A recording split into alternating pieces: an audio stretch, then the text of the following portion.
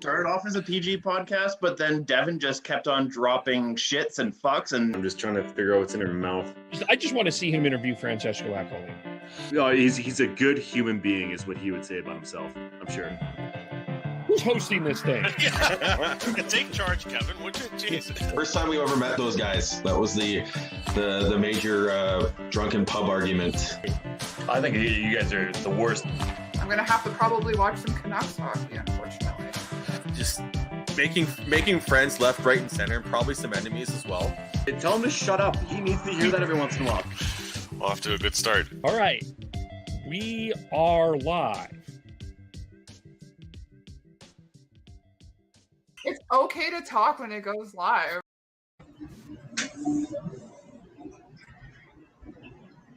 No, not. Maybe not. Okay, it is okay to talk when we go live. My God. Okay. Let me just drink some coffee and say hello. Welcome to the Hockey Podcast. We are live, facebook.com, youtube.com, the Hockey Podcast. You can follow us on Twitter at podcast_hockey. As mentioned, facebook.com, the Hockey Podcast. .com, the Hockey Podcast. youtube.com, the Hockey Podcast. You can subscribe with the audio at as the show ends. And let me just drink this. You two with your beers. I'm still not in the beer world. Hello, Devin. How are you? I'm good, Kev. It's been a hell of a week so far. But, it's slowly getting better. And hopefully Alberta can stay out of the whole restrictions that are happening in Ontario and British Columbia. Yes. That's where my head's at. So there's probably some that we're not talking about it tonight. I'm sure. I know. I shouldn't have brought it up. I'm sorry.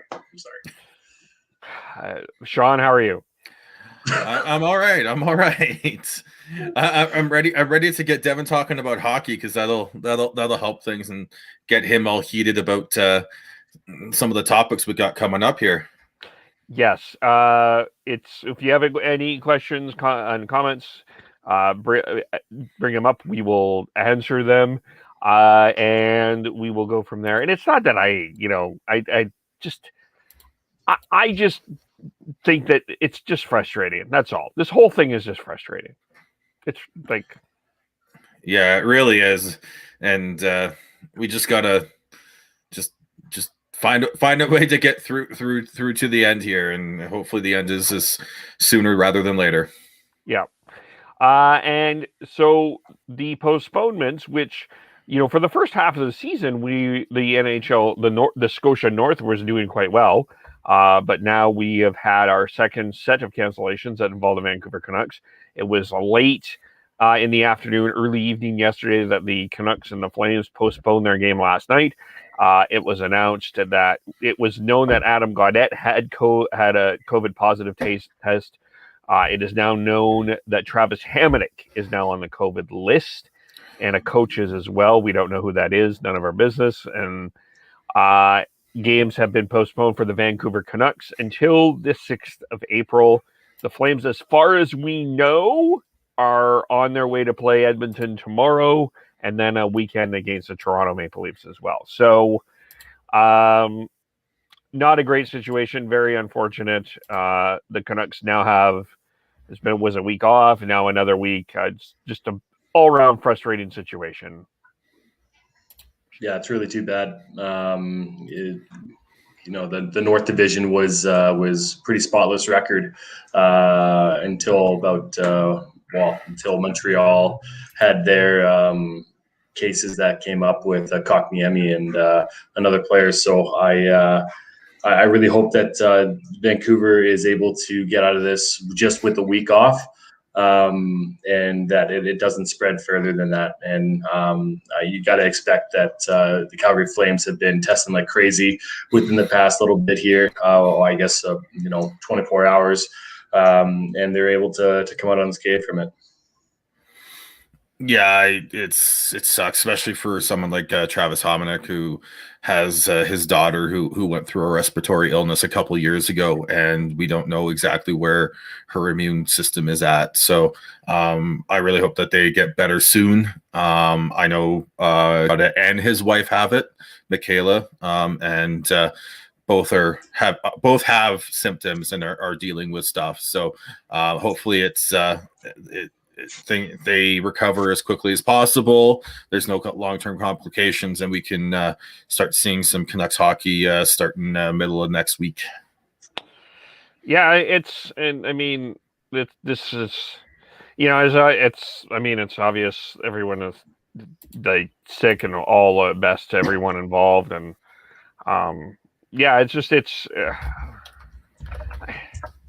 it sounds kind of sappy, you're sitting and preparing to watch hockey, and it's not like I know it's just watching hockey, but you just really feel bad for everyone involved. And that whole day, everyone kind of was wondering. They went through the morning skates, and then it was late in the day that we learned. So really don't know much if there is anything to say. I don't think there's anything to really criticize. This is just part of the life that we are living right now. My only criticism is the fact that they practiced that morning, yesterday morning. I guess you still have to go based off of whatever tests you have. But if you're paying to expedite tests like the Canucks did, then I think you should be erring on the side of caution more than you already are, and they shouldn't have skated in that in the morning there. And then the other thing is, I know both Adam and Michaela Gaudette have come out and said they don't exactly know where they got exposed and to it. But let's remember that the Habs shutdown was right after they played 2 games against the Canucks.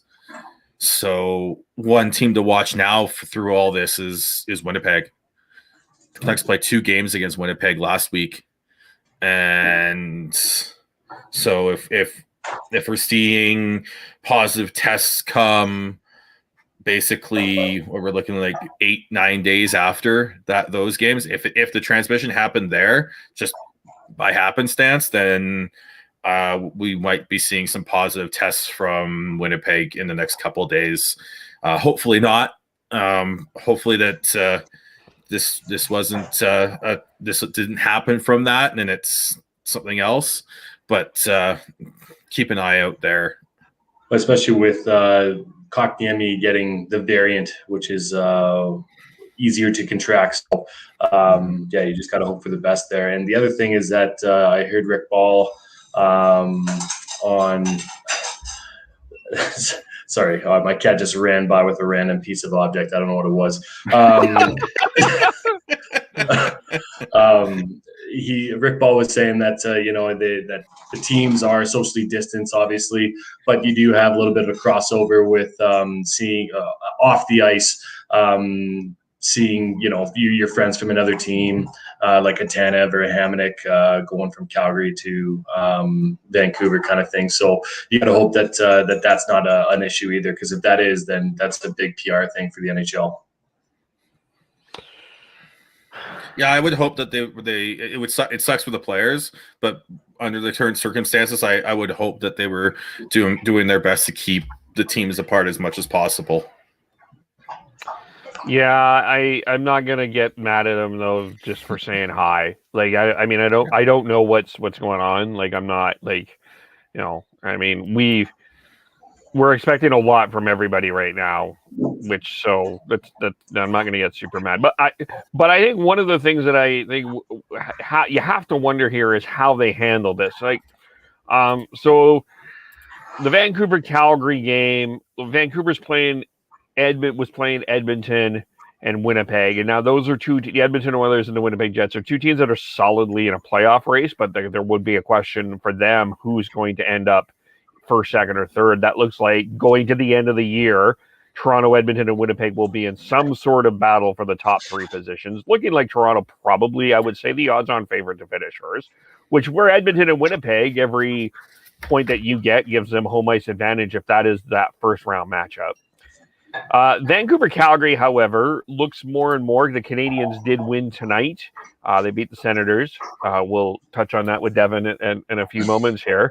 I don't know if that game necessarily needs to be played. I really wonder if they look at it and say these are 2 teams out of the playoff picture. We don't necessarily need to play this game. And I wonder. There's a couple of theories out there. Do you wonder if they decide to shorten the season a little bit?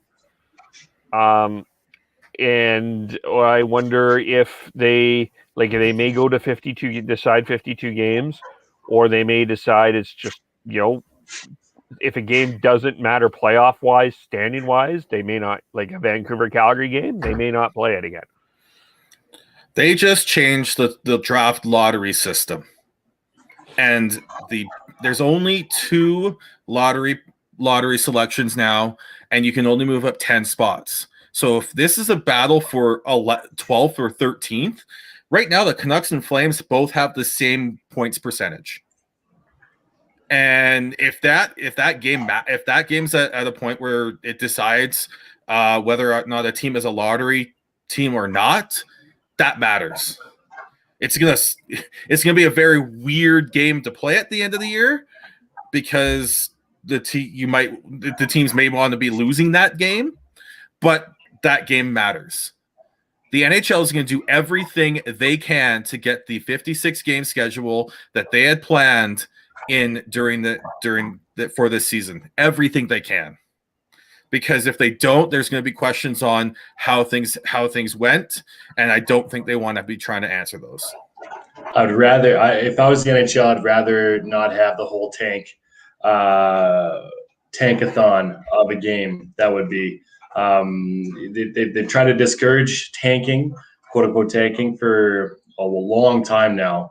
And with this new lottery system, that helps, yes. But if this game doesn't matter as far as like getting into the playoffs, then I don't see them playing it. And especially if they're close to the timeline that they need to be within to make this all work.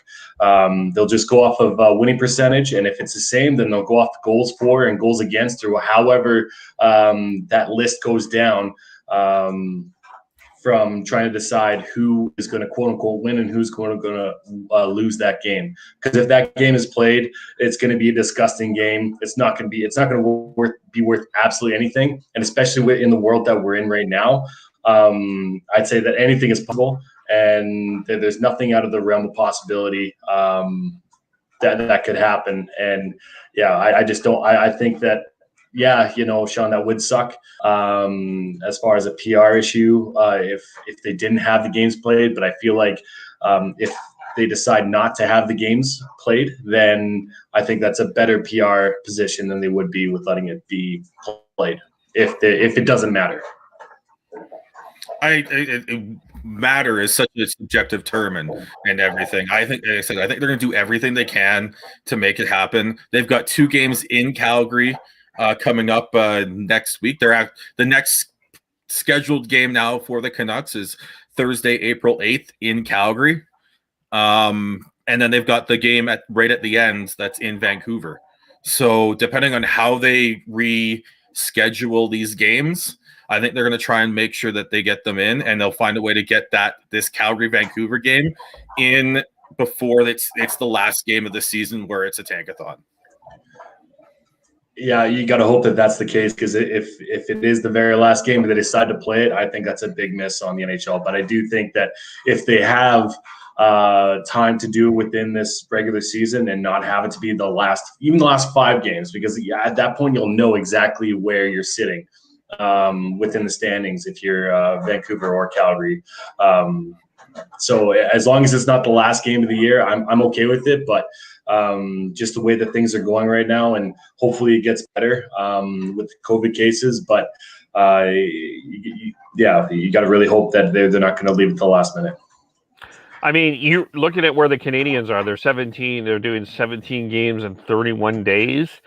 That's basically going to be the Canucks schedule with these makeup games. It's going to be that. It's going to be a sprint down to the finish.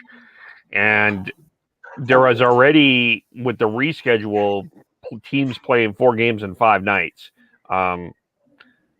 If Just we're the going, way it is now, though. yeah, Just the way it is. I guess the one thing that may I wonder, are they going to do a back to back to back? They won't do 3 in a row. They've got tons of time to be able to fit this in comparison to what they're missing. 4 games? They've got 1 in Edmonton. They've got games in Edmonton already.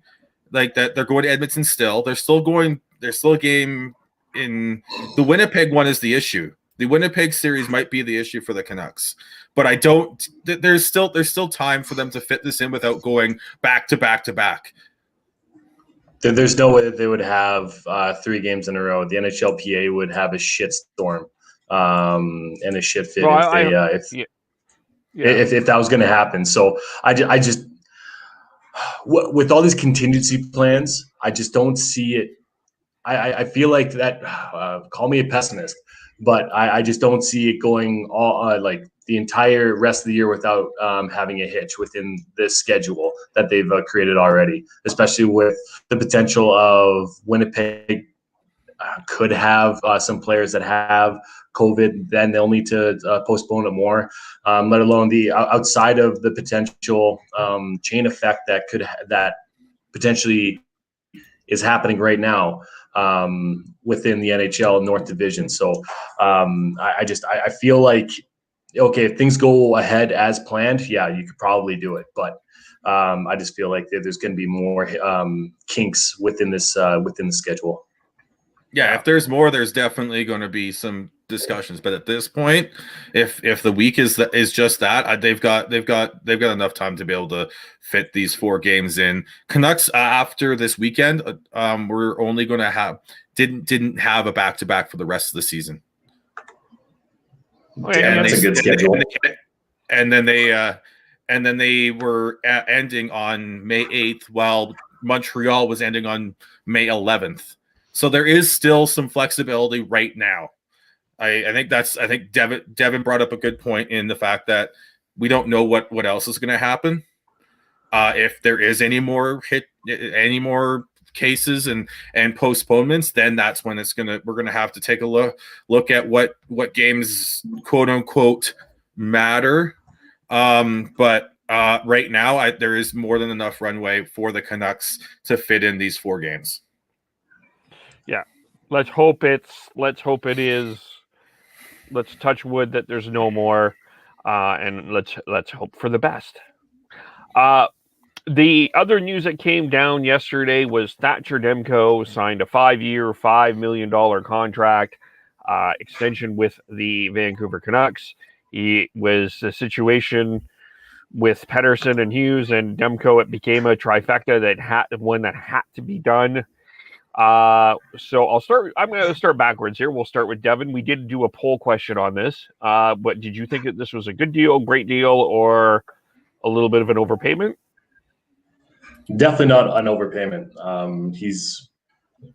Tyler might argue with me with sample size, but I feel like he has shown himself that he is that good of a goalie. And at $5 million for 5 years, I think that's a fantastic deal for both him and the Canucks. In comparison to the Jacob Markstrom deal, I mean, Demko, he's way younger. He has, his quote unquote prime is within. It should realistically be starting, or the trajectory of him should be starting within the next 2 years. And the way that he has been playing, it's just phenomenal. So it's Jim Benning, you did something right. Good job. Yeah, the only issue with it is the sample size with Demko. It's a lot shorter and smaller of a sample size than you would ideally like when signing someone for 5 years, especially a goalie. But everything else points to this being an absolutely really good deal, in my opinion. his pedigree and his development have been spot on. He's been they haven't rushed him. He's since coming to the NHL. Every goal is going to have his rough patches getting into the NHL. He had at the beginning. He's had some a little bit this year, not much, but he's shown that the ceiling that he has is drastically better than the $5 million cap hit that the Canucks have him locked in at for 5 years. So for me, I really like this deal. I think it's a good bet for Jim Benning and the Canucks to make. It's a way better bet than signing people like Tyler Myers and Antoine Roussel, Jay Beagle, and Brandon Sutter to 3, 4, 5 year deals, or let alone the 6x6 that Louis Eriksson signed. And yeah, you're right, Devin. When you compare them, the deals that Markstrom signed to what Demko signed, I don't think you can really compare them. But when you just look at them, Demko turns 30 when this deal is up. Markstrom's 30 now. Like the age difference is so huge here, and I think they're getting a prime age goalie. Locked in at a solid term. It's not a steal of a deal, but it's not a complete overpayment.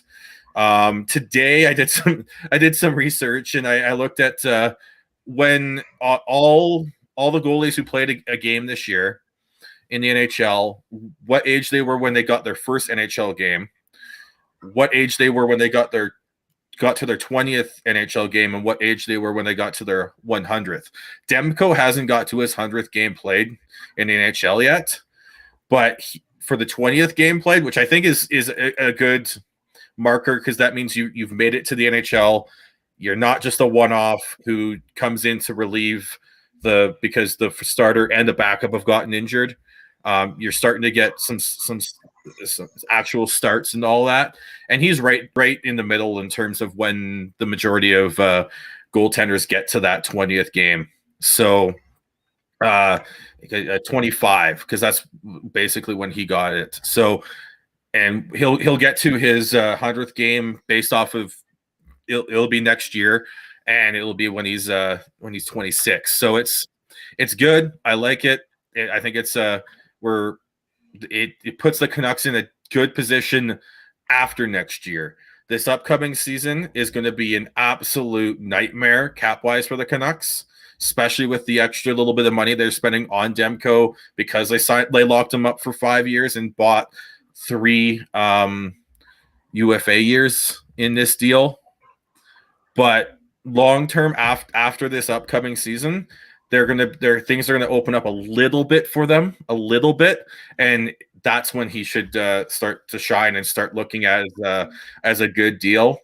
And the way that a lot of people have been talking about this Demko deal reminds me a lot of how they were talking about the Bo Horvat deal. It's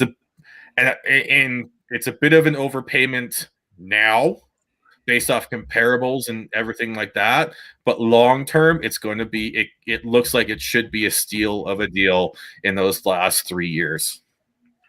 And also, Jordan Binnington signed a 6x6 this year as well, and he's 27, and obviously he won. Was the MVP of the St. Louis Blues that year that they won the Cup 2 years ago. So a little bit of a comparison there, and yeah, I'd say it's a fair, even right now, it's a fair deal. Just the way that Demko is trending and his trajectory is with his numbers and how well he's played, especially under pressure. Look at last year. Some people were saying that it was a one-off. Just because he was a hot goalie. Just ask Jim Carrey of the St. Louis Blues back in the 90s. It could have been a net detective. Could have been one of those, or most recently, the Hamburglar in Ottawa.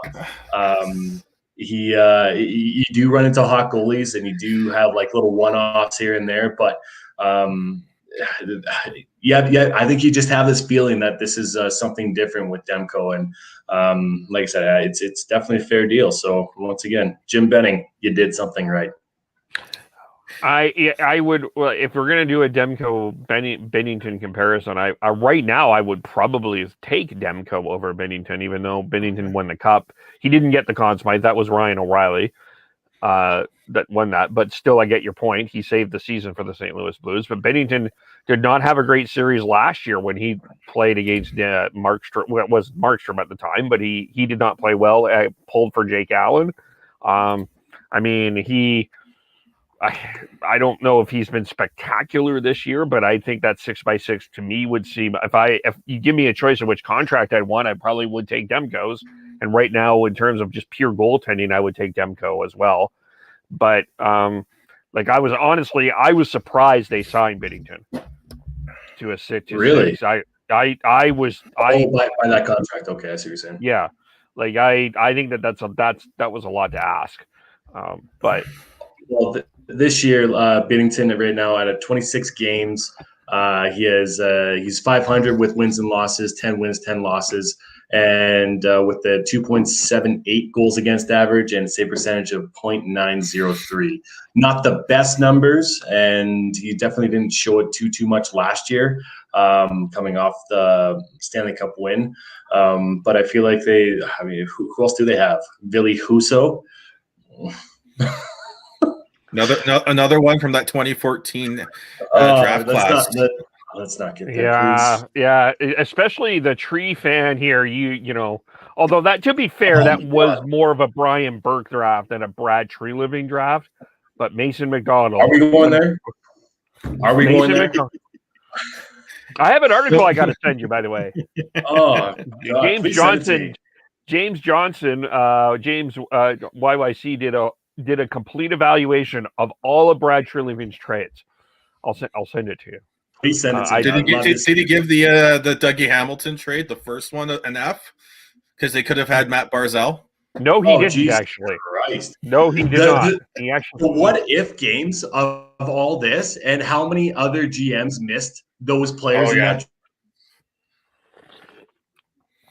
Yeah, bad. Poor Devin froze. I think Devin froze. Devin, have you froze? He's frozen. No, there he is. But okay, but if we're gonna talk about that draft, that Dougie Hamilton trade, Boston had 3 picks in a row in that draft.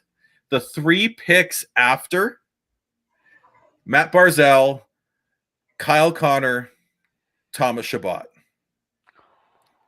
Yeah, my boy. And the only player that's turned out to anything in Boston for that in those 3 is Jake DeBrusk. All 3 of those have 3 of them have actually played for the first time this year in Boston. Those 3 picks in a row. It was the first time. Zach Zanishin, Jacob Zaboral, and Jake DeBrusk. Yeah, shows the desperation that Boston's in right now because they're shitting the bed hard. Yeah. They're lucky that Philadelphia is shitting the bed just as bad. The Philadelphia Flyers may be the Calgary Flames of the East. Can you imagine if we were a Philadelphia Flyers podcast after losing to Buffalo? Can you imagine? In that fashion too, let alone having your future goaltender scratched/benched in Carter Hart. AV, what are you doing, bud? Yeah, and poor Jeff Skinner on a breakaway. Oh my God. That's tonight. Yeah, Jeff Skinner breakaway, no stick somehow. Tries to soccer it over to his teammate, gives it up, and then Rangers go back and score. Oh, well, they did score. They didn't score off the rush. They attempted it, and then you see Skinner just fly into this friggin' screen with no stick still, and he doesn't take a man. He doesn't take the puck. He just flies in with his figure skating wheels that we all know that he has because he was an ex-figure skater. I'm not dissing figure skating. I think figure skating is phenomenal and that it is a hell of a talent. He froze again. And he froze again. He froze again. But what I'm saying is that he needs to do nothing. Did I freeze again? Yeah. Yeah. There's some absolutely great frozen Devin. Yes, Devin shots we should be with screenshotting these. These are excellent facial expressions of Devin. Fantastic. I'm always here to make a laugh for you guys. Yeah. But if we can Well, round this here, I back. have let's get back to the Demko part of this. And there was, thank you, Jim. Didn't go over very well in Canucks Twitter. But where do we put Jim Benning here? And I say that with the fact that I'm not going to sit here and applaud him for doing, historically, we know this, that he's made a ton of mistakes, but I want to say that did this save his job, but no, there's still too many things that, for me, despite the fact that he's made this one, he made the bet on Bo Horvat that turned out really well. That deal looks spectacular right now, but this season should have been one that they could have gone for it with, had they done the right moves, had they not overpaid in cap and term on a few veterans. They could have had a cap space to go for it this season. And I think someone needs to answer for that, and that person is still Jim Benning, despite the fact that I think he made a good signing here with Thatcher Demko. And then not only that, Travis Green still needs a new contract. If we're gonna do a hashtag thank someone, it's hashtag thank you Ian Clark.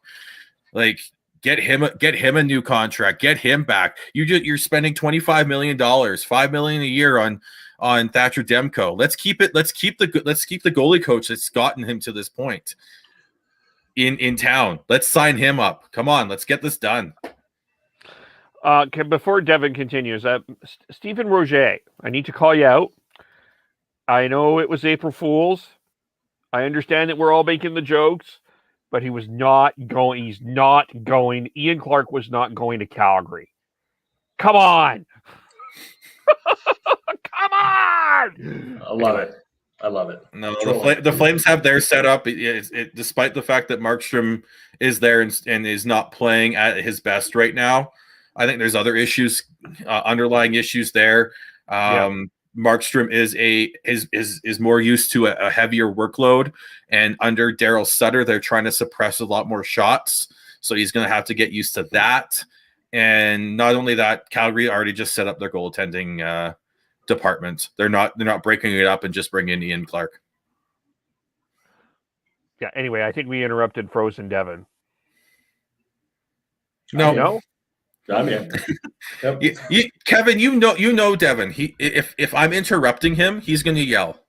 Oh, I thought I interrupted him though. No, you're good. You're good.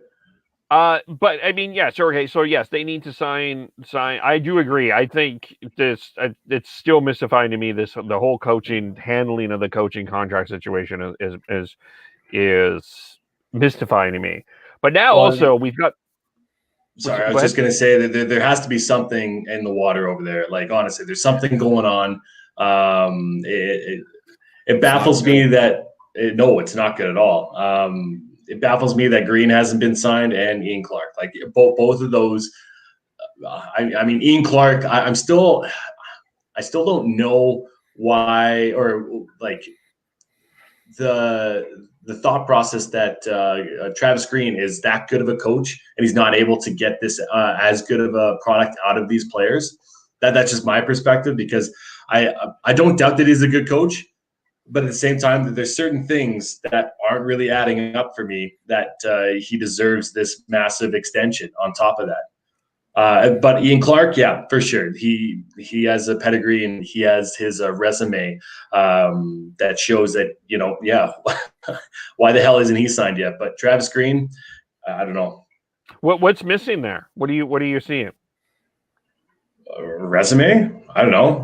Like the tenure of him doing well. You have a bunch of you have good college coaches that come in and don't do well. You have good AHL coaches that come in and don't do well.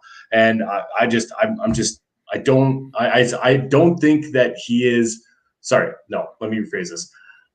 I'm sure he's a good coach. but I don't see all the hype that is behind him. My issue with that is that he doesn't have outside, like Canucks have the top end talent, but outside of that, it's not good. Like Gaudette's not played up to par this year. Virtanen's not played up to par this year. They've got Sutter and Beagle, who are good fourth line centers, but you're paying $7+ million for them. You've got Antoine Roussel, who's since his injury, he's not the same player, and that just happens. He had the injury, lost his wheels. He's not the same player that he was before that injury. You talk about the players, though, man. And like, if you're a good coach, you'd be able to get the best out of your team as much as you can. And has he done that this year? I think at the beginning of the year I think there was issues, and I think that things compounded and things snowballed and everything. I think that's a legit. Your criticism isn't without merit, but I think that if you look at you look at what he's working with, I think there's a lot of gaps. This team is not nearly deep enough and doesn't have the right pieces to be considered a contender, let alone especially after that start that they had, the hole that they have to dig themselves out of to even be competing for a playoff spot is astronomical. But I can understand why you have that criticism of him. Yeah, I don't. I guess it's something I need to think a little bit about more. I don't know if this year is necessarily a fair year to evaluate Travis Green overall. I do agree that the start was horrendous, and it was a mess. I will give you that. But they did adjust. But I think the adjustment probably came too late. They're still the hottest team in the North. They still have the best record of they still have, out of 10 games, they have the best record in the North for their last 10 games. So I mean, you give them credit for that. But there's nothing. I guess for me, there's nothing that wouldn't indicate to me that I would not re-sign him. There hasn't been a my gosh, what the hell is Travis Green thinking moment. I agree with you. I agree. I think that there isn't that trigger of being okay. Well, no, he's not a right fit. I'm sure he's a right fit, but like just the amount of hype that's around him. He came into the Canucks in 2017-18, and he missed the playoffs twice in a row, and then he lost in the third round last year. And all of a sudden now the team that he has isn't good enough when he had very similar pieces from 17-18, 18-19. You have a Tanev a difference, a Tanev to a Hamonic, or losing Chris Tanev is huge. Yeah, that was a huge loss. Losing Tyler, you didn't have Tyler Toffoli for most of last year, to be fair, but still that's another loss. JT Miller was on the COVID list at the start of the season. Pettersson's been hurt. But the Pettersson one you can't really use. I'm gonna have to step in here because the Canucks' hottest streak, the best record they've put up this season has been with Petey out. Like, you can't really use that as no. But what I'm saying is there's been enough turmoil in here that I don't know if Travis Green has been able to be fully Travis Green this year. I think that's part of it too. I don't think he's been able to work a little bit of his magic. I think the first two seasons the talent wasn't there either. Then they added Petey, they added Hughes. I think they're in the right direction. The Canucks are still in the right direction, but I think one of the interesting discussions I've heard people have is that you have your GM and your coach for the quote unquote rebuild, where you bring in all these young players. Then you have your GM and your coach that take you to the next level, your finishers. And you sometimes are the same, but sometimes they're not. Most of the time, they're not actually. Most of the time, you have a coach and a GM change within these within the early seasons of these young players, and then that next GM is what takes it to the next level. You'll look at Jim Rutherford. You look at Brian Burke. You look at Mike Gillis. Like, you look at trying to think of other Joel Quenneville. You look at Daryl Sutter with the Kings. Vigneault. Vigneault. Well, Vigneault was with the Canucks when Gillis took over. He was part of that.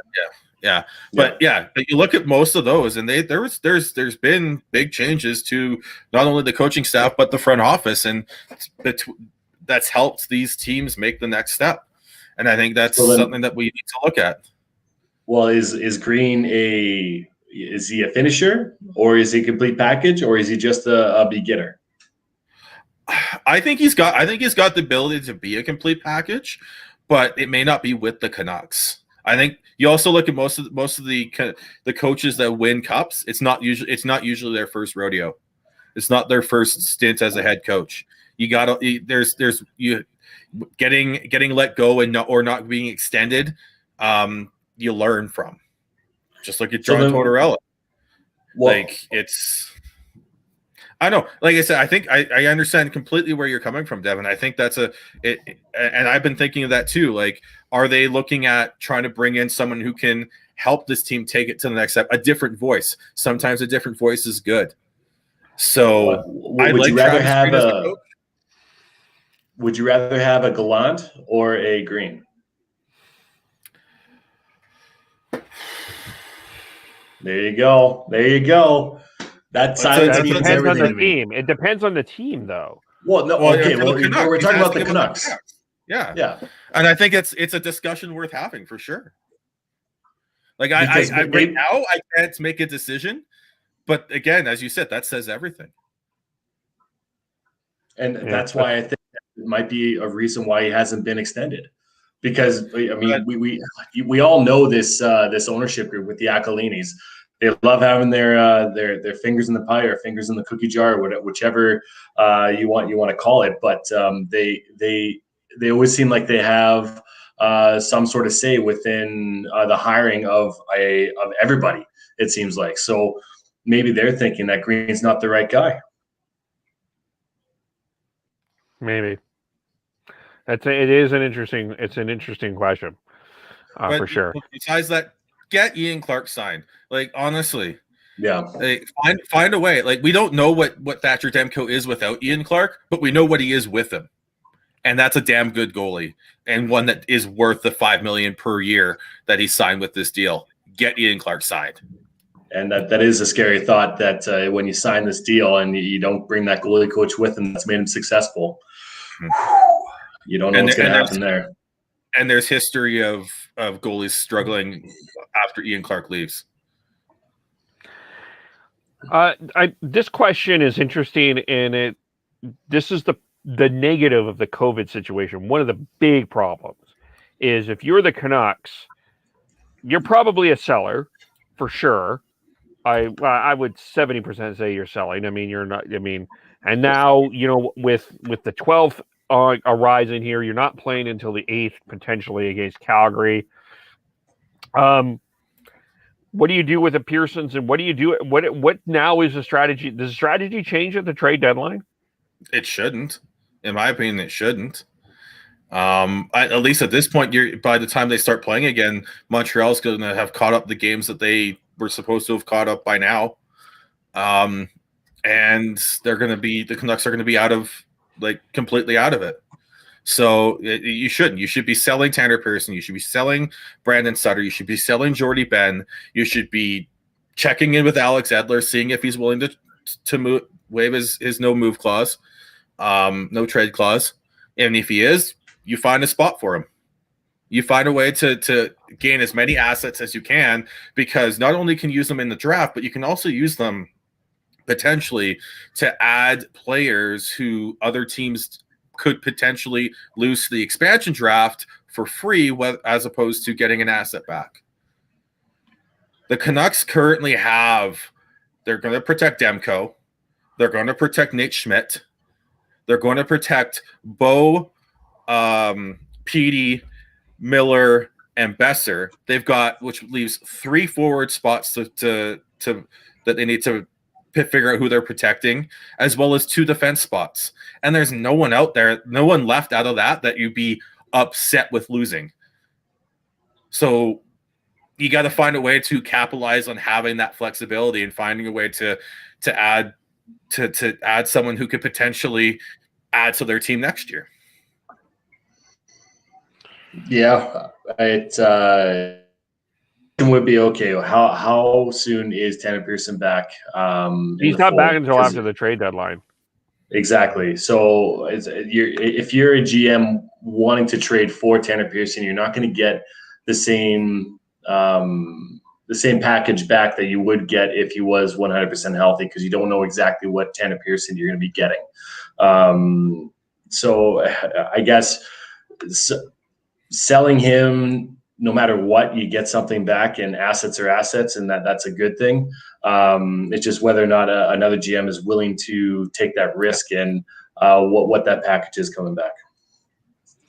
There is a forward I would be minorly upset. I wouldn't be like outraged, but if he left, I wouldn't be happy, and that's Tyler Mott. I do think that is a guy that you would like, if you can, you would like to keep. Oh, he's number 5 on my protection list for the expansion draft at this point for the Canucks. He's not someone I look at trading at this deadline. He is someone that you want to have in your locker room going through this next couple of years. I know that there's some talk about negative contract value with potentially his next one after this upcoming season, but I want him on my team. He is someone that you need to have on your team to build a proper hockey team. When you talk about negative contract values, I don't think that covers the locker room, having him as a penalty killer, having him as part of the whole team. As long as you're not completely overpaying for him and you have 3 or 4 players like him that you're overpaying for, that's fine. And by that time, Roussel's gone, Beagle's gone. Like, you've got the ability to potentially overpay, quote unquote, overpay him a little bit for his next deal. You keep him. Yeah, like I say, he's number 5 on my protection list for the Canucks. He has 1 year left at 1.225, and that's for the type of guy that he started out, or the type of player that he was at the beginning of the year. He was lights out. He hit, he shot, he scored, everything you want from a third liner. So you'd want to keep that type of player, and it's whether or not you can. Depends on who and what you can get out of him. But I feel like I'm with Sean. That type of character and that type of leadership, you want to keep him. He's 26 years old, so he has enough experience within the NHL to help the young guys get forward and maybe be, the Chris Tanev 2.0. I say, if you get a deal that knocks your socks off, you take it. But you're not necessarily shopping him. But yeah, it's just, he's someone that you're not shopping. You're looking at keeping. You're looking at, like, what is the biggest issue with the Canucks up front? Their depth. Tyler Mott is a great depth player. You keep him. Like, he is someone that you want to build your bottom 6 around. You win cups with Tyler Mott type of players. That's the other thing. Yeah. You really do. Yeah. Don't you win cups with a Jay Beagle? Jay Beagle was the Tyler Mott type of player, and you do win. I understood what Benning was trying to do. He just overpaid what he tried to do. That's the problem. When I say when Devin says when you win cups with Tyler Mott players, you win cups with Tyler Mott players on those 1.25 cap hit deals, not with the Jay Beagle $3.5 million for a 4th line center deal. But he brings a lot of grit, and he's really good in the room, Sean. Oh, I love Jay Beagle as a player. He's just overpaid by, like, I would say $1.5 million at least. And that's the thing. But that's the thing. That player. That's the other side of that too. Is that some teams overpay for that. Yeah. Yeah. Yeah. I just go back to Tanner Pearson. Daniel has another good question.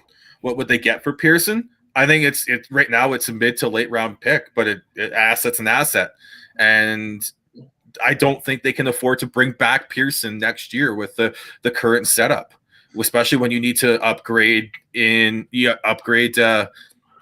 bottom six, and you need to upgrade the blue line. So I think it's you get assets for him. Hopefully, someone pays a third round pick for him. I'd say the best pick that you can get for Tanner Pearson right now, an unhealthy Tanner Pearson, is a fourth rounder, maybe even a fifth. You're not getting a third for him for you take it exactly. Yeah, and I guess the counter to that is that the Brian Burke counter to that is you don't sell low, because then every GM is just going to lowball you from here on out, kind of thing, and that's a bit of a risk. I know it's a little like iffy, but overall you do have to have that in consideration for when you're doing these type of trades. Yeah, I don't know. I don't know if I would do it for a fifth, to be honest with you. I would. It's situational too. It's situational. They know you're not getting ideal Tanner Pearson. His contract is up at the end of the year. It's situational here. If you get a fit, if that's all you can get for him, maybe you look for an AHLer who can step up. Maybe you get your next Tyler Mott, because remember, Tyler Mott was acquired by the Canucks at the deadline. Yes, it was for Thomas. Yeah. Yeah. And everyone was upset because it wasn't a pick. Yeah. But if you find ways to hot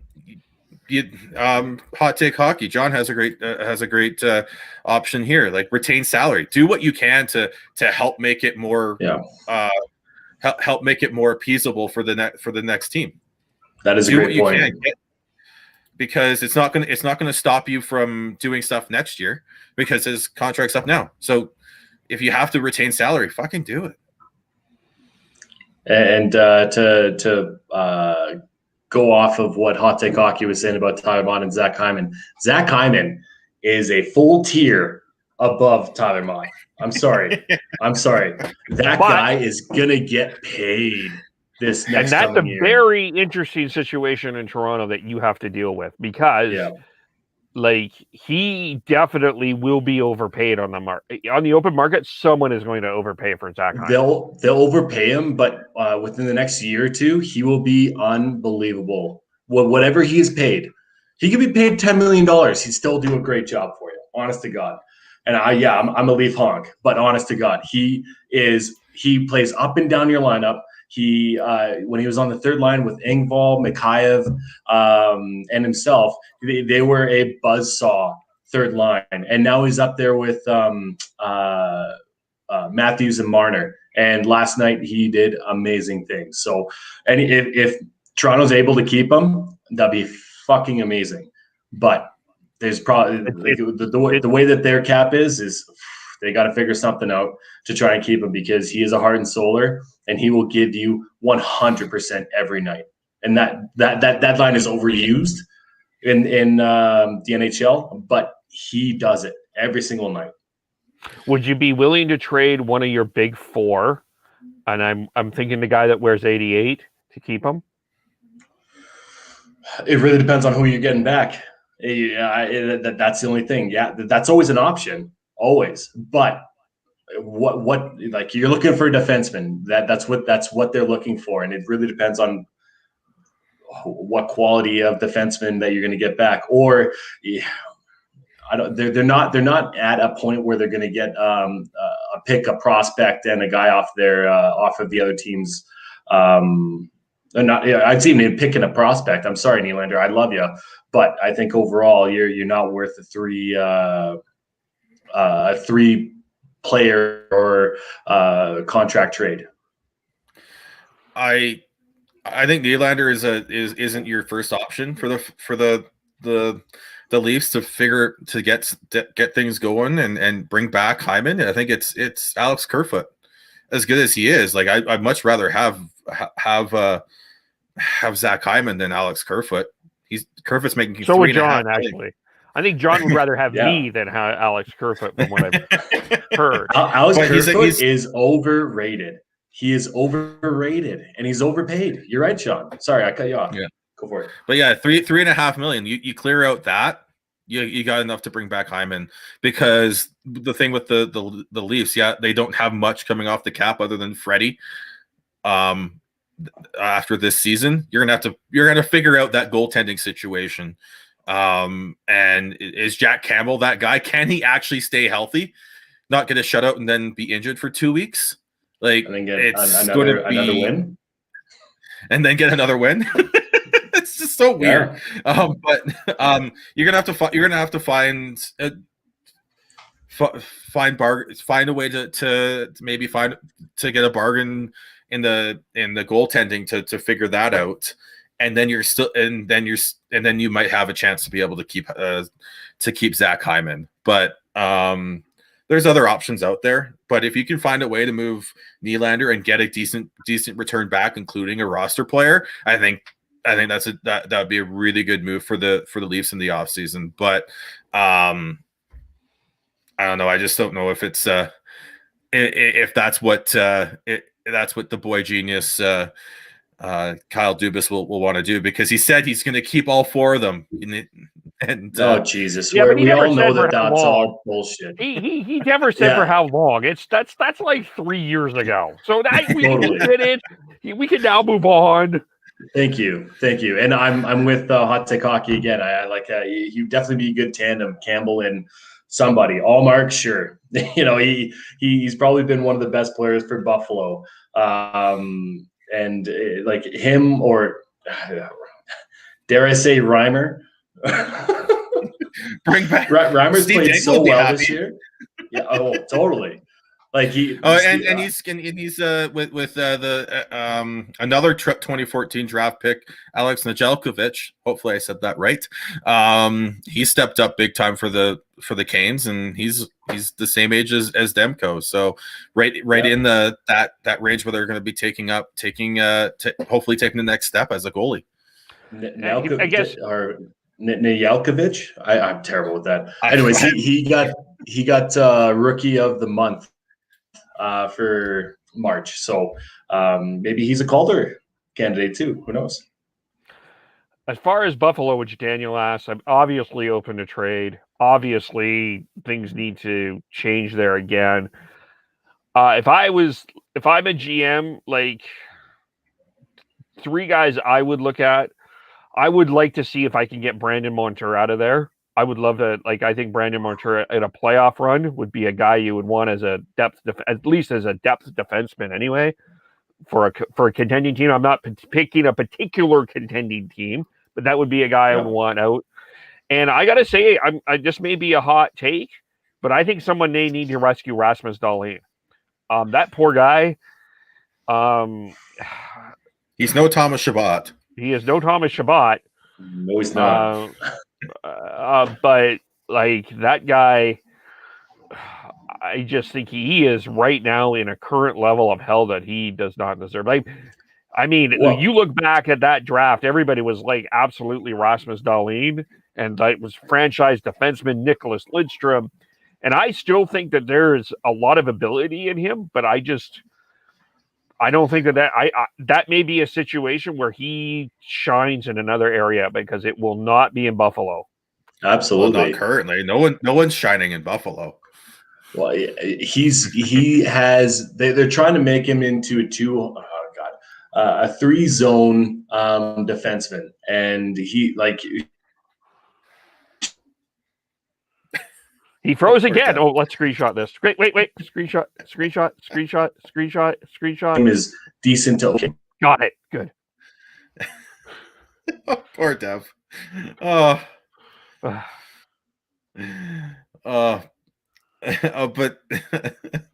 I can understand where Devin. I think I know where Devin's going with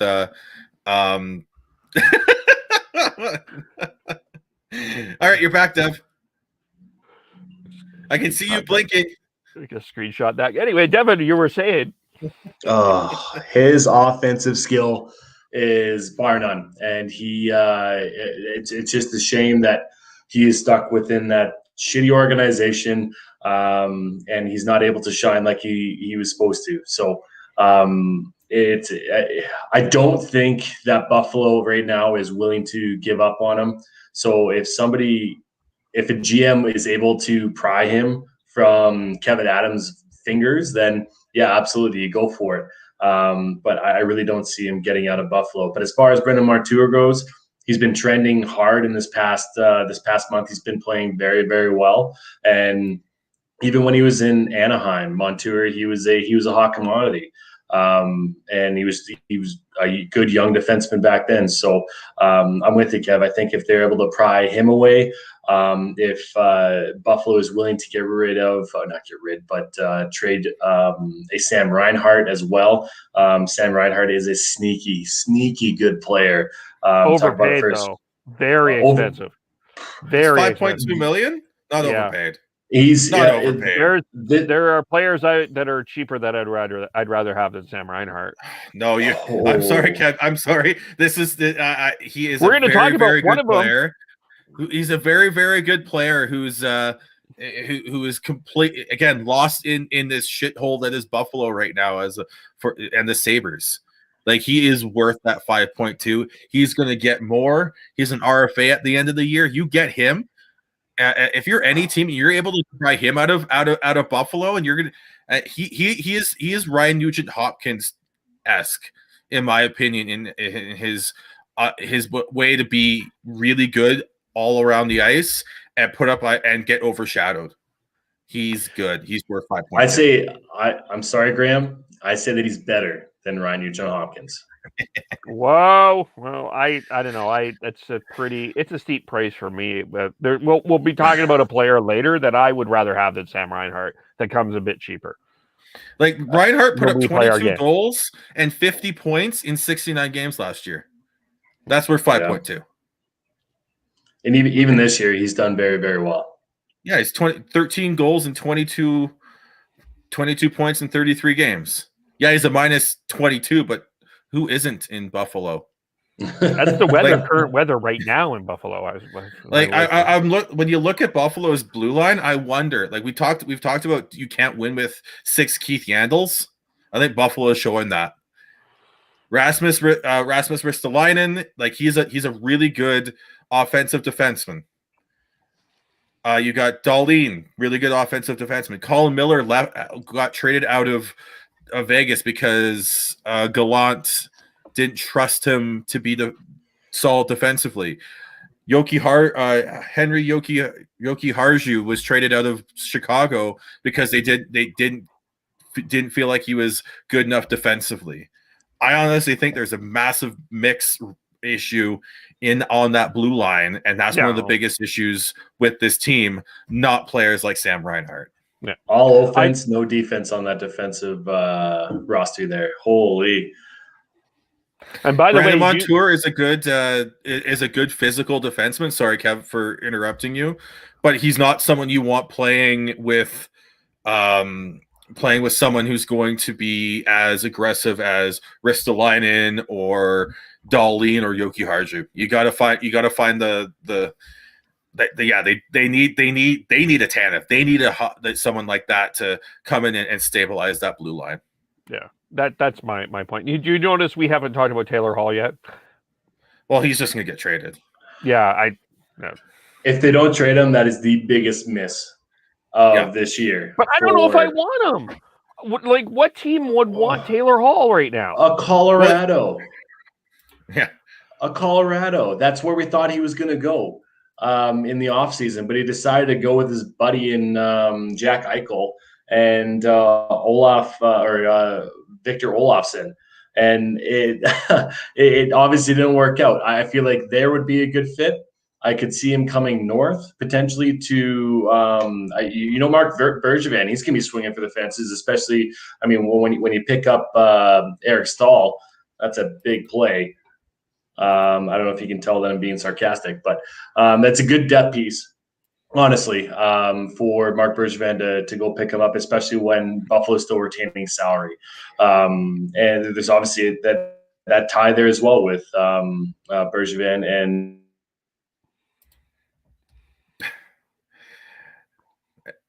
and Buffalo. This episode is Kevin the Adams faces of already. Devin. So Oh, sorry, Dev. The faces of Devin. I'm getting a Wi-Fi booster here within the next day or two, and I hope it fucking works. Otherwise, I'm going to lose my mind on Shaw. Going to be future next Rogers, by the way, because Rogers bought Shaw out. I'm going to lose my fucking mind. Yeah. Anyways, it happens, Ev. It happens. We're just Totally make the best of it. Like Taylor Hall's remaining cap hit is $2.6 million.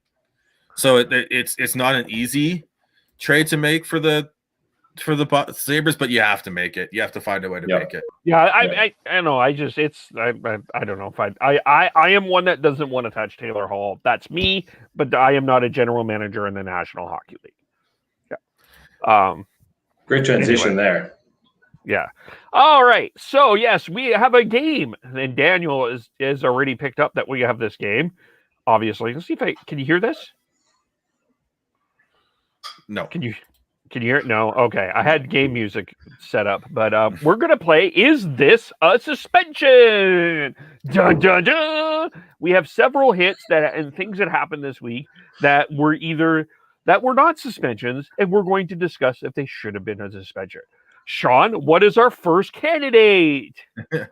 I think we'll start off with the big one, the Connor McDavid elbow. Oops, sorry. There we go. Boom. Should that be a suspension? We'll start with Devin. I'm sorry, Sean. I think we should have started with another one just in comparison to this one. But at first glance, it's definitely a penalty. Could be a fine. The reason why I say that we should have started with someone else was because there's another elbow that was suspended or that was result in a suspension. And if you could show that one. And that's the Chandler Stevenson one? Chandler Stevenson, yes. Okay, sure. Because if McDavid is not a suspension and Chandler Stevenson is, there's a big miss in my mind with the NHL. And so this is the Chandler Stevenson hit. Slow-mo. A 3-game losing streak. Kings have also dropped 6 of 8. So if you haven't seen the jab, a minute 46 to go. Is there a way we can see that? There we go. He gets the first round pick in 20. Sorry about that. 22nd overall. And here's a look at the play by Chandler Stevenson as he gets the arm. Okay. Up. You can see the officials are going to gather after this. If you want to stop it right there, to quote the great Howie Meeker. Beautiful. If that is a suspension, then the Connor McDavid hit is a suspension in my mind. Both are very high hits. And my first thought process since the McDavid one happened first was that McDavid's was not a suspension. But if they're calling the Chandler Stevenson one a suspension, then in my mind, and by the way, Chandler Stevenson is being suspended for 3 games for that hit, and McDavid is not getting suspended at all for that other hit. And I think overall that the McDavid hit was more predatory in his follow through than the Stevenson hit. So I feel like it should be pretty much on par with the Stevenson hit. But there's always the whole superstar mentality with suspending superstars. And I think the NHL really, really missed the mark on this one. I think the McDavid one should have been 1 game. I think the Stevenson one is a little bit different. I think because it's on a player by the boards where you get the rebound from the elbow, not only the elbow, but you get the hit off the boards. That adds to it. There was an injury on the Stevenson play as opposed to the McDavid play.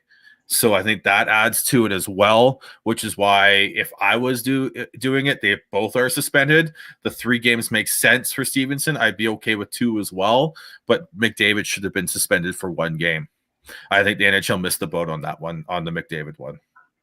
Sorry, Kev, before you jump in there, I just want to say that, yes, if the Stevenson one was 3 games, I'd say McDavid is 2. If Stevenson was 2, then I would say McDavid is 1. And Sean's right. The McDavid one isn't as egregious, but it should still be suspendable. Okay, so I guess there's another hit that we can throw into this, and which was the Brandon Tanev hit in Pittsburgh, where that wasn't a suspension, and he came like if Sean is pulling that up, he came from far. The problem. This is the problem with the McDavid hit that we're looking at is Tyler mentioned this in the chat. The angle that we are looking at that McDavid hit isn't giving us the justice of what that actually was. So so I don't know if it's a weird angle, and I'm not saying that because I want to defend Connor McDavid, but there is some things like look how far Brandon Tanev is, and that they decided that wasn't a suspension. So that's part of the problem. He got 5 in a game though. He was suspended for that game essentially, right? Yeah. Okay. And it wasn't a headshot. That was a missed boarding call, or no, not a missed boarding. That was a boarding call that they called him for, right? And because he also came from a long way away. Everything else about that hit, the way he hit him, fine. The way he hit him was fine. It was where he hit him that made it a boarding call. And I think right. I guess my point is I struggle. The struggle is with the standard here. Like I agree. I think the Chandler Stevenson hit is a suspension. And I'm not outraged that McDavid wasn't suspended, but I do think that there's a valid reason to see that he should have been. The problem is I don't think that we've got the full angle of how I don't know if that hit is more dangerous than it looks. I know that the Oilers McDavid one. Yeah, the Oilers media was like, "Oh, the Messier elbows in the '80s were far worse than what McDavid did." Would you just shut up? Jeez, exactly. The Pavel Bure elbows. The Pavel Bure elbow from the 1994 run on Shane Churla was an absolute gong show, and he didn't get suspended. Just because it didn't happen back then doesn't mean it's good now.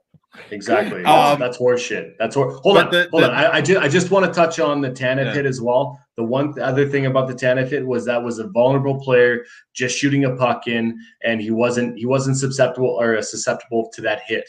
Like he shouldn't have even been in contact with Tanev because of his follow through, and obviously the distance of the boards as well, and the amount of speed that was coming in with that one player. I don't remember who got hit, but where Tanev came in and hit him. Yeah, so that took it hard. Yeah, that's the other thing with it is it's the distance from the boards. It is the vulnerability of that player, which actually takes us to the other Tanev that got hit by who hit him? Pierre-Luc Dubois, wasn't it? Dubois, yes. Yeah. We probably should. That whole game was a debauchery of officiating. If I come on, Sean, let's go. You pull up 2. I pulled up like 4 hits and 4 clips. You pull up the other ones. No, I got it. Don't worry. I've just laughed out. You guys are asking for those ones too. So with the Tanev hit, with Dubois hitting Tanev was in a vulnerable spot, and once again, the distance from the boards is the exact same thing. So it should have been boarding, and there was no call on that play, and let alone Tanev went to the dressing room. Luckily, he did come back. He didn't come back that game. He came back for practice. Did he? He came back for the game. He did not practice yesterday, and he was a game time decision. Yes. So there's just a bit of a miss-hit, no pun intended, of the officials, and the once again, like we're talking about last podcast, it's the consistency that's not there. And there's a Tanev hit. That is fucking egregious. And Hanifin comes to Tanev's defense, and he gets a fucking penalty. Go fuck yourself, ref. Whoever the hell you are. Honest to God.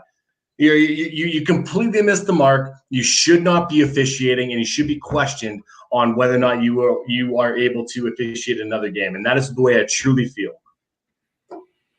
Yeah, that Dubois hit was very dangerous. That hit, it makes me more angry than the Jujhar Khaira hit. Yes, like that. What the Jujhar Khaira hit was full body. He just ended up finishing upwards into the head.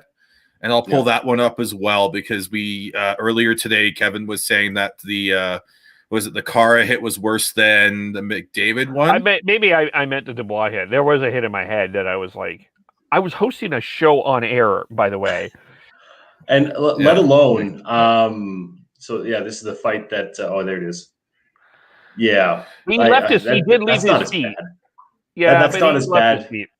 Yeah, so. The initial point of contact was definitely the head, but he hit through the body.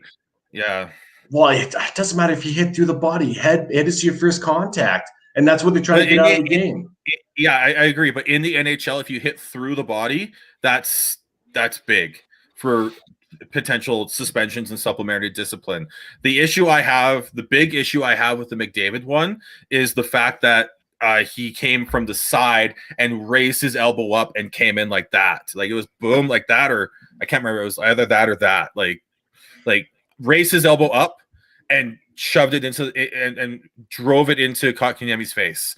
And it came from the side, as opposed to that Jujhar Khaira hit was like direct on. Yes, it was the principal point of contact on that was the head, and in double IHF rules, he would have been gone for at least a game, at least. But under NHL, that is considered okay.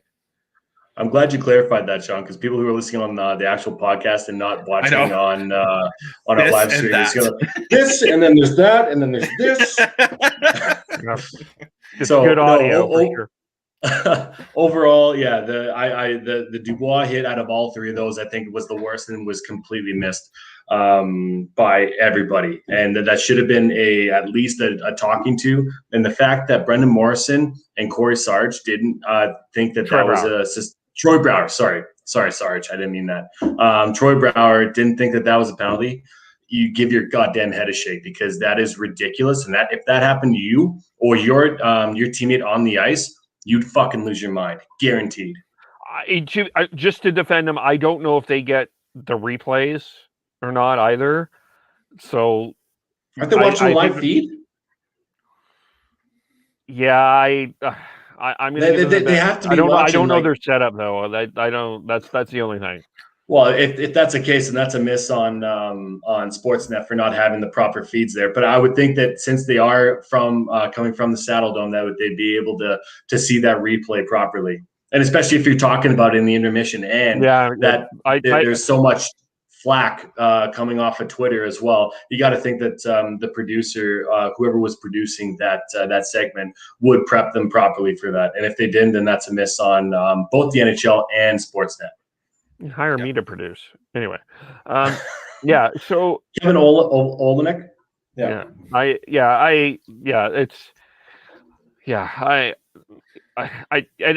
other thing, just quickly before we jump onto the other one, is it my imagination or are we missing angles here? We're not getting the same angles for North games than we are in the American games.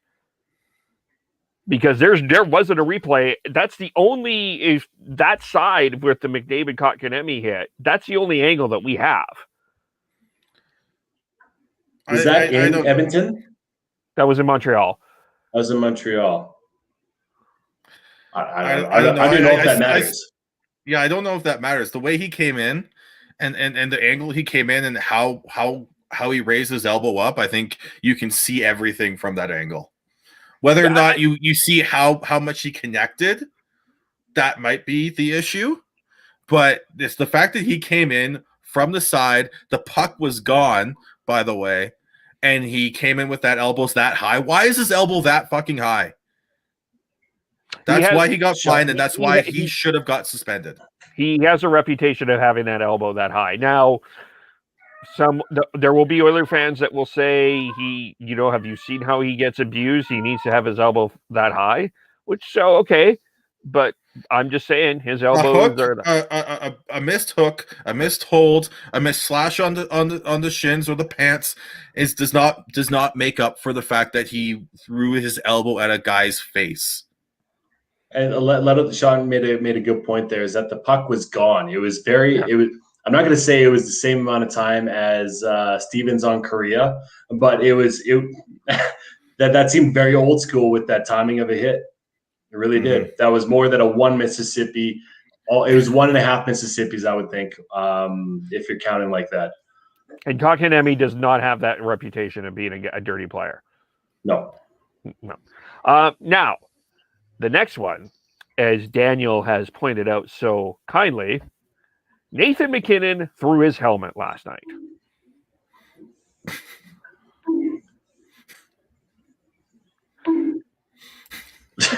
I'm going to start sound effects on that. Yeah, of course. Oh god, the slow motion looks better, anyways. But that's just my opinion. I'll pull that. I'm going to start, and I know Please. that Tyler's listening to this, going to go. This is freaking ridiculous. But I do think that should have been a suspension. I know that is not. It is not a yes. He slow pitched that in. But that is a dangerous play that could have caused a lot more harm than it should have. It is not about, for me, this is not about how he did it. It's the fact that he actually did it. I think that is so offside, and it could have been a lot worse than it was. And for that, he should have been suspended. What is the like? Are the rules and penalties and punishments on the ice not good enough? He got a 10-minute misconduct for that. He got kicked out for the rest of the game for that. That's a dangerous play. Like, if I overhanded that helmet on his head, that could have been way worse. Yeah, but it wasn't an overhand, Kevin. That's the point. He softballed that in. It hit him in the chest. If it hit him in the head, yes. That's not a chest shot, Sean. Give your head a shake. That's bullshit, man. That's Bush League. No matter what league you're doing, no matter what you're doing at all within the hockey realm, if you grab somebody else's helmet and chuck it at their face, doesn't matter if it's an underhand or overhand, man. You should not be A, touching another player's equipment. B, if there are equipment on the ground, it's your own player that touches it, or it's a referee or a linesman. Dude, that is complete and utter bullshit. No matter what. And and it's also the condition of the play that he knew. Like Nathan MacKinnon knew that. Look at him; he's coming in. He's coming in to instigate with Garland, and he chucks the fucking helmet at him. Yeah, that's the other thing with that too. I'm not defending it, saying it's a good play. It's not a dirty play, but he got attended misconduct and he got a $5,000 fine. I still got punished for it. I still think that's not a suspendable. That is not a suspendable. How much is MacKinnon making? How much is MacKinnon making? Oh, $6 million. Yeah, I get that. I think the fines are a fucking joke.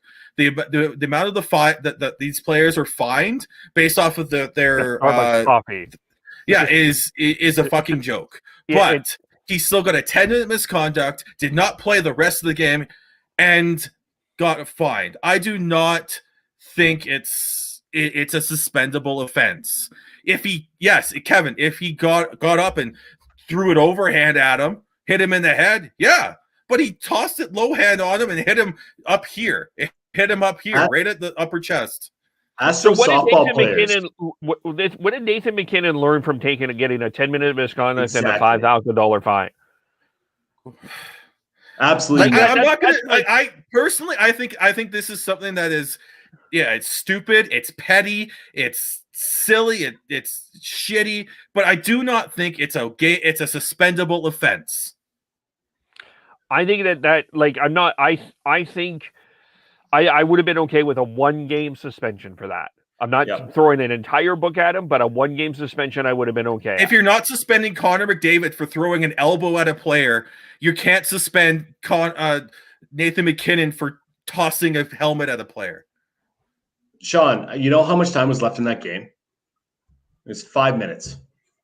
5 minutes left in that game. And they are supposed to be harder on those type of nonsensical things in a blowout. That's right. And they kicked him out of the game. Yeah, for 5 fucking minutes. For 5 He- minutes. Yeah, man. but whatever. The penalty he got was 5 minutes and a Starbucks coffee. He can't do Starbucks coffee. Then actually work on finding these players properly. It's not a We agree on suspendable that. offense. Yes. At least, bare minimum, he should have had a talking to. He should have had a talking to by the NHL. Why do you think he got Why do you think he got the $5,000 slap on the wrist? He got That's talked to fucking about nothing, dude. That is absolutely nothing. No, Yeah, but what you're saying is at the bare minimum, he should have been talked with. The fact that he had, okay, I'm gonna call it a weapon. Okay, I will do it. He had something in his hand and he tossed it towards another player. Yes, it was a toss, but it's like throwing a stick at somebody. It's throwing a glove at somebody. Not even a glove.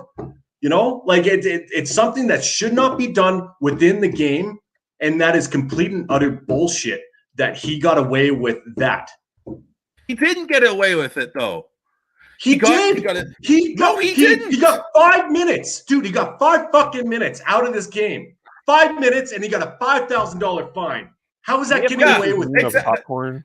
How is that? How is that not getting away with it? Because it's not a suspendable offense. But what Kevin said it best, man. What the fuck does he learn from this? Nothing. What does Connor McDavid learn from taking a $5,000 slap on the wrist for throwing an elbow up in the face? I agree. I don't know why you bring that up because I agree. Because I think where we do agree, if I can be the suspension based off of that, I'm going to be the Tyler referee in here. I think we agree that the suspension standard is bizarre. It's a spin the wheel. And we also agree that the $5,000 fine is ridiculous for like this nonsense. And I'll throw a scenario out. If Nathan McKinnon if you get a 10-minute misconduct with 5 minutes left in the game, I think you should have to serve in it the rest of your penalty in the next game. No. Yes. That's ridiculous. That's fucking stupid. Kevin, how dare you throw this out there in this type of context? Okay, you don't throw stuff. We were talking about that right now. Okay. Do I underline the? Well, you toss it. You toss it, and everything's fine in Sean's eyes. No, that's ridiculous. That's absolutely ridiculous. No, I don't think that if you are going to have any action within the next game, it has to be a full game suspension. It's not one of those things where, once again, Kev, what are you going to learn? You're going to be in the box. You're going to be in the box for 5 minutes, and then you have the rest of the game to do whatever the hell you want. So it has to be a suspension if you are going to let an offense affect your next game. Fair enough. Okay. Well, is there any other in our game that we were going to play? We had McDavid. We had McKinnon. Dubois. I think cooler heads are prevailing right now. No, there's not. There wasn't any. I haven't pulled up any other clips. So if there's any others, you're gonna have to. Yeah, that's okay. We'll leave it for that for now. Good arguing, everyone. Now we're gonna argue again. Are you ready? This was inspired by Oilers YYC. Shout out to them, as they said on this week that they were going to explain to us why Darnell Nurse is the best defenseman in the North. So we're going to have that discussion. And so I'll start with Sean. Who is the best defenseman in the North, and why is it not Thomas Chabot? Jeff Petry's had the best season. Why isn't it Quinn Hughes? Jeff Petry has the best. Everybody loves Quinn Hughes. You shut up and let me talk. He's the next fucking McJesus on defense. Please go. You call him Hughes? Who's this? Can I actually talk, please? Okay. Hey, Sean, now you know how it feels. How does it feel? Jeff Petry has had the best season of all the defensemen playing in the North Division this year. He's got the shit ton of goals. He's playing less sheltered minutes, at least in terms of offensive zone starts than Darnell Nurse, and is putting up better underlying numbers. I have really liked Darnell Nurse's season this year. He's he's won me a couple weeks in fantasy hockey. And that's fantastic, but he's not. I think we need to look at what Jeff Petry's done this year and say that he's had the best season among the North Division defensemen. Devin? It's all about context. Are we just talking about this year? Are we talking about it in the entirety of his career? Are we talking about his the past 3 years? It's hard to really pinpoint whether or not he's the best. I have a lot of respect for Darnell Nurse. I think that he is underrated. I don't think that he's getting enough respect. So maybe that's where this YYC is coming from with bringing up this controversy. Petry, he has been overall probably the best defenseman this year. For me, time on ice means a lot. And when you're looking at time on ice for defensemen, Darnell Nurse is fourth in the league with 25 minutes and 41 seconds average time on ice. And Thomas Chabot, my boy, he's just above him third, 26 minutes and 26 seconds. Because no one else can play defense in Ottawa. Thank you, Sean. You're actually helping me out for once, for the love of God. So when you're looking about time on ice, you see the respect that he gets, that Darnell Nurse gets from his coaching staff with Dave Tippett. So Jeff Petry, he's not even close actually to being on time on ice equivalent there. So it's really hard to really solidify yourself, but overall, if you're going for points and if you're going for the most impact that you've had on the team, then Jeff Petry probably is the best defenseman within the North Division right now. So Petry and Nurse have the same amount of points. Nurse has one more goal, 12 and 15. Petry 11 and 26. Quinn Hughes, for the record, 2 goals, 26 assists, 28 points. However, he is a minus 17 for all that matters to you. Morgan Riley, who might also be in this conversation as well, 3 goals, 23 assists, 26 points. To me this year, I think the top 3 are certainly, I would put Nurse, Petry, and me. I would put Morgan Riley in the top 3. I see where Oilers YYC is coming from. I think that Nurse has scored some really key goals and has made some really key plays, but so is Jeff Petry. It's a toss-up for me. I don't think it's clearly, as the poll we did out there clearly went Nurse. I think that that's a lot closer than that, in my opinion. I think Jeff Petry is a very versatile defenseman, good skater, great shot. He's their number one guy. Like, both are having really good years. It's tough to say. I would probably just go Nurse by just a little bit, but it's close to me. It's not. I think you're overrating Morgan Riley's season this year. Morgan Riley is a great defenseman. He's in my top 5, but I don't think he's the best defenseman that has on the Leafs this season. I think that pairing of Justin Holl and Jake Muzzin does not get enough credit for how good they've been. I like Justin Holl. I really do. Really like Justin Holl, but I just think Riley has been a pretty steady influence and been a big help to Brody. Brody and Riley have been a good pair too. Devin can attest to that. Yep, they definitely have been. And once again, but it's about context. It's like, okay, who's the best defenseman, or who is the most impact on their team in a positive way, right? Because you guys are gonna laugh, but Thomas Chabot, honest to God, man, if he was in a different situation, he would be in this conversation. You really would. I truly believe that.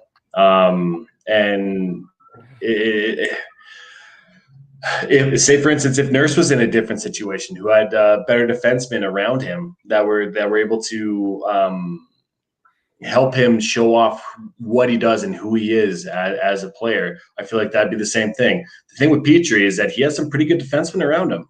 He has Shea Weber. He has who's that Blues guy that just went there? Joel Edmondson.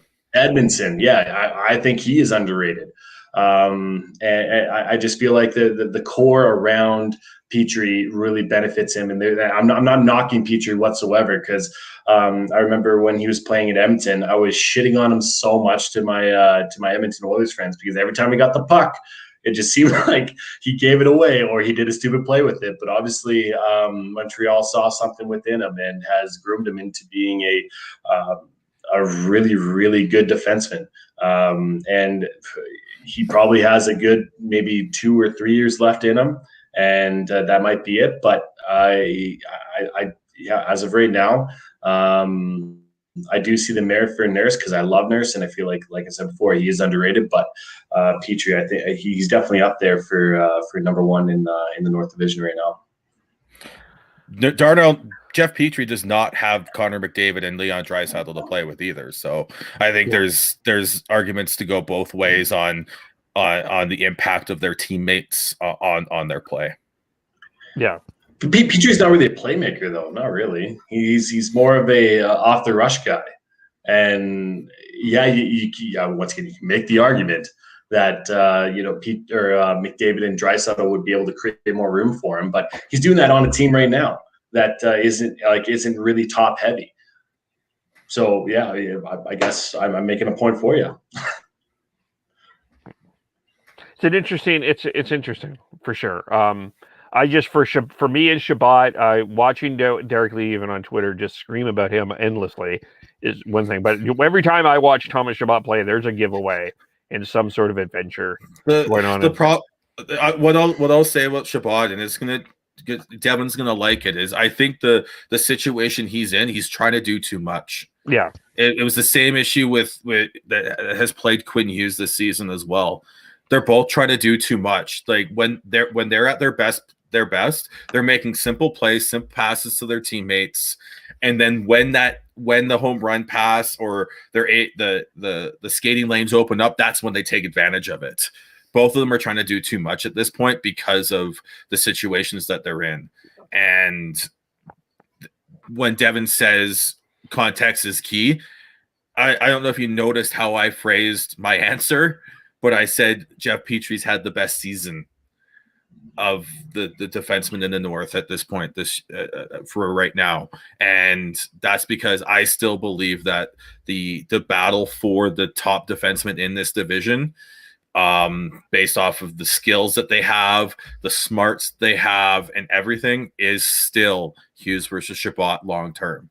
But they both haven't had great seasons, and Jeff Petrie, Darnell Nurse both deserve credit for the seasons that they've had.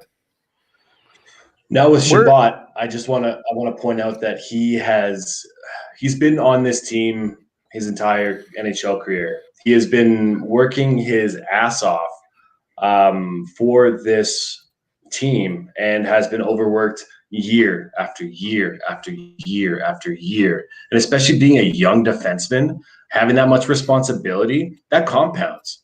That just brings you down, and makes you want to do better every single year. But realistically, if you don't have that, and that's why I'm having such a Twitter war with some Sens fans right now. And I feel like they aren't understanding what they have in front of them. And the Ottawa Senators could have stunted the growth of Thomas Chabot. Realistically, they really could have. And in the same breath, Kevin, you talked about Darlene down in Buffalo. Could be very similar there too. They're not doing the right things. They're not surrounding him with the right players to make him successful and to make him as good as he was in the World Juniors, because he was amazing in the World Juniors. He was a workhorse because of a Canadian injury on the defensive back end there. He was still playing the exact same minutes, but if you're doing the same thing year after year after year and you're not getting a different result, what is that definition of? Insanity. they've got a couple players coming up here. I think we talked about how Buffalo's defensive core is too offensive. Right now, I think that Ottawa's sixth defense that they throw out there pretty much every day is not offensive enough. They've got Thomas Chabot. Mike Riley is a good third line offensive guy, but they don't have a second line guy, and they've got some overpaid and like third line physical defensemen that they're throwing Chabot out there with. They need to find a little bit of more of that, but they've got Jacob Bernard-Docker side now. They've got Sanderson coming up probably next season. They're going that blue line looks like it's coming along, and hopefully when they've got more talent on that blue line that can move the puck, be someone who can move the puck other than Thomas Chabot, he can sit back and stop trying to do too much. And hopefully that means they haven't really stunted his development, but that is definitely a concern that Devin has brought up. Fair enough. Where is Noah Hannafin in this conversation? He's not there yet. It's his tenure's not there. He needs to prove that he can do this without Chris Tanev. It's just a 1 year as of right now that he's shown that he's been able to come to his potential and show his potential that everybody thought that he had. Yes, he's still young. Yes, he's 23. And he's coming up on 500 games, unless he's over 500 games now within the NHL, which is 426 right now. 426. He's coming up on 500. Hopefully he brings games. more energy in the 425th game that he did. Sorry. Oh, that was good, Kev. That was a great. But he still really needs to prove himself and show the consistency that he can do this year in and year out. And yeah, you're going to have off games and potentially off seasons. Just ask Quinn Hughes how that is. But yeah, you really need to see that consistency. Noah Hannafin hasn't proven himself to be a top-line defenseman at this point. He's been a very good second-pair guy. He had one good season where he got to the All-Star game in Carolina, but for the most part, he's been more of a second-pair guy, and that's not a knock against him. That's very useful to the Flames. But at this point, he's 1 to 2 levels down in this discussion, but he still had a great season for the Flames. I think it's going to be once Gio leaves, I think the handcuffs will be off a few, and that ice time you'll see Hannafin get more ice time. You'll see Valimaki get more ice time. You'll see other seasons. Yeah, and we'll see where they're at. Sorry, Sean. What'd you say? So in 2 seasons. Hey, there's talk that Gio might be moving this trade. Oh my God. Again, that's gonna be a very tough move to make. I'll be very surprised. But if I'm surprised, if I'm surprised and it happens, hey, that'll be something fun to talk about. No, it's one of those. If the Flames are willing to keep 50% of that salary, like Tanner Pearson. But the other thing is that's 50% of his salary for next season too, which is totally fine with the way that he is playing. Yeah. You don't need to find a replacement. We'll put 5D out there. We'll see what happens. But just that point in particular, I just want to touch on when you're buying players out or you're retaining salary, you have to put in what's the replacement going to cost to what your actual cap savings are. So if they retain 50% of Gio's a cap hit, that's $3 million for next season. And if you're looking, they don't necessarily have a built. Valimaki can be that, but he hasn't proven that yet. So you have to hope that he can take that next step. Otherwise you're going to have to pay a little bit more to bring in, say, like a $2 million, $3 million defenseman. And then your cap savings is basically minimal. The difference is that you have a $6 million Gio who's in his mid-30s. The fact that he's a step behind already, he hasn't shown anywhere close to where his Norris season was 2 years ago. And yeah, even if you get a younger player that has a little bit more pep and a little bit more vinegar, then you're winning in my mind. Even though it's exact same cap hit, you're winning either way. Yeah. And Keegan Moonshine, shut your friggin' face. You are not missing. We thank him for his comment, Devin. Thank him for his comment. Just calm down here. Keegan, Listen. Hey. I apologize. Keegan. Sean got me all riled up. I think you're crazy. I think you're crazy for thinking Calgary misses Chris Russell. I think you want us to take his salary back because $4 million,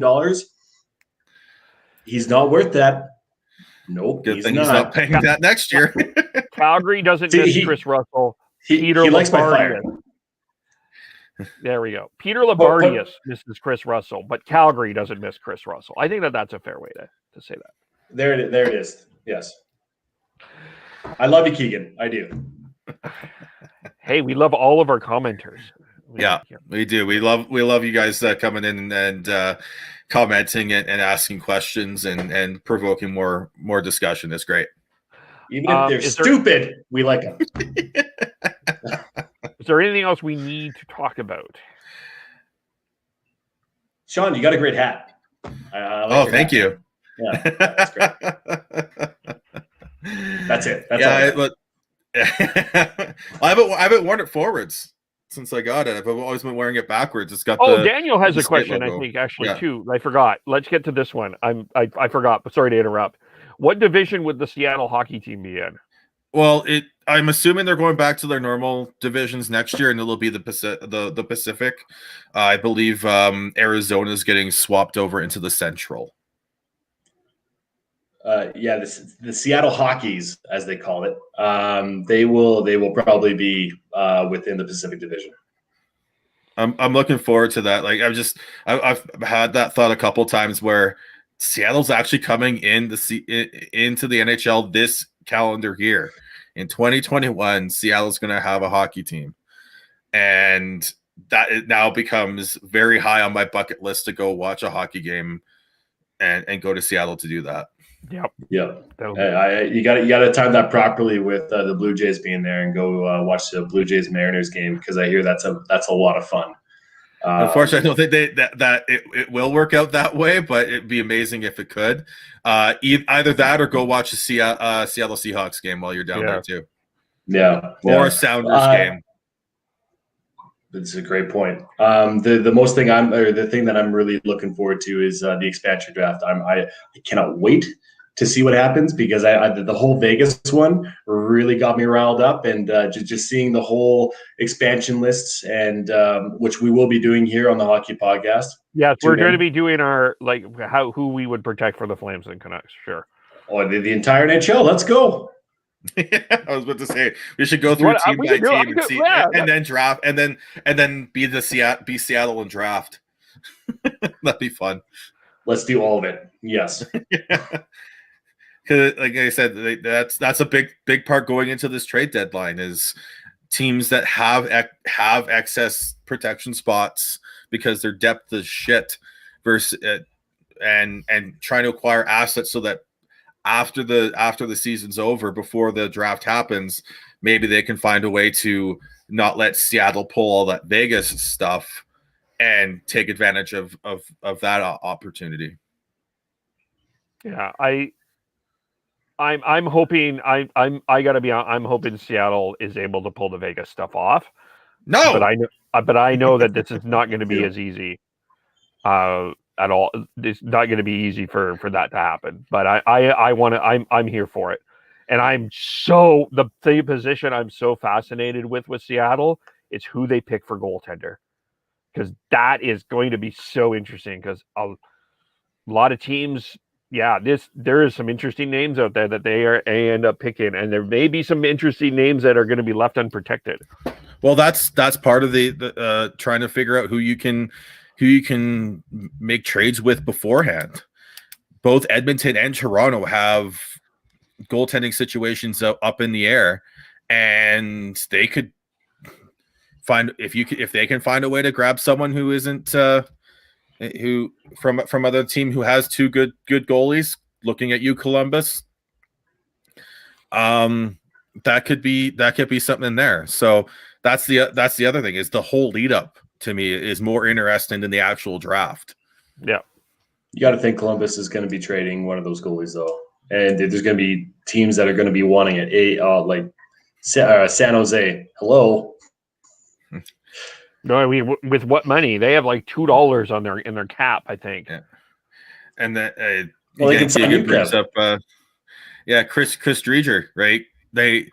Florida's got Bob signed till no end, making a lot of money. They just signed Spencer Knight to a ELC. So what's going to happen there? And they also got Devin Levi in the system too. Yeah. Holy cow. Devin Levi's still 2, 3, 4, 5 years away though. Before we even know what exactly he is. So it's but immediately that's another option too for any team looking for a goaltender. Yeah. So you were so high on Devin Levi, and now you're like, okay, let's temper expectations, guys. No, I was never. I was excited for him as a player during the World Juniors. I've always been someone that whenever Kevin brings him up with the Florida thing, the Florida talk coming is that he's very new. Last season he was playing, I think, like junior A level. He wasn't even playing the dub level. Like he was playing. I don't think he was playing junior A actually. I think he was playing junior B. In 18-19. But so yeah, my point is the cupboard in Florida is stocked. My point is that Sean he's backtracking. That's my point. I am not backtracking. You go back and listen to those podcasts. You'll hear what I said. I know what you said, but what you're saying now is different from what you said then. No, it's not. No, it's not. We'll have to do some listeners. Go back and listen to our past podcasts and see who's. Yes, please. That's good promotion. Yeah. All right, let's leave it there. How do we follow everyone? I am Bearded Canucks 03 on Twitter. It's only been an hour and 51 minutes. God. Yeah, we usually would get a private chat from Chris at this point. And Tyler, can we wrap this up, please? I am Gordhouse09 on Twitter. Schneidz, SCHNEIDZ, TNOBLE. He's got some on Sunday. I will tell you, there will be Tyler story time with Tyler. I'm just telling you that right now. That is happening. And I am KEVOLE, podcast_hockey, Facebook.com, The Hockey Podcast, YouTube.com, The Hockey Podcast, where we are at, and I keep forgetting to do this because, I had a long day today. Where are we at here? I know none of the numbers. I'm along for the ride. We went down. We are now at the Eric Carlson of subscribers. So anyway, that's okay. Tell your friends, subscribe, watch, listen. Let's engage in our polls before you subscribe. Yeah. No, just subscribe. But listen to us and subscribe. Please share it. We're trying to hopefully we'll start doing some more stuff in the future, but we need more people watching, listening, subscribing, and then we'll be able to do so. Sure. I'm just going to I'll do stuff anyway if no one listens. That's the way I am. I don't care. Kevin, don't. I'm just kidding. Please subscribe. Thank you. Jonas will subscribe. Thank you. Yes. Anyway. Kevin, what is your sign off? We'll talk to you all very soon. Bye for now.